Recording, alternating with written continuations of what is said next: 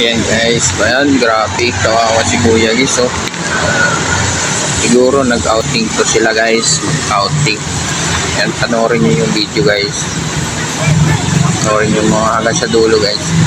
Lumalaki yung tubig, parang na-trap siya doon sa gitna. Yan oh, kawawa, lumalaki nga tubig guys, oh. Panoorin nyo yan guys kung nakakaligtas ba yan si Kuya. Ayan eh, tumatas talaga ang tubig galing sa taas, oh.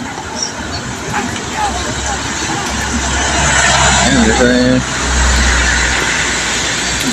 nagmamadali yung kasama nila, dapat lubid yung inano nila, hindi kawayan eh. Ayan guys,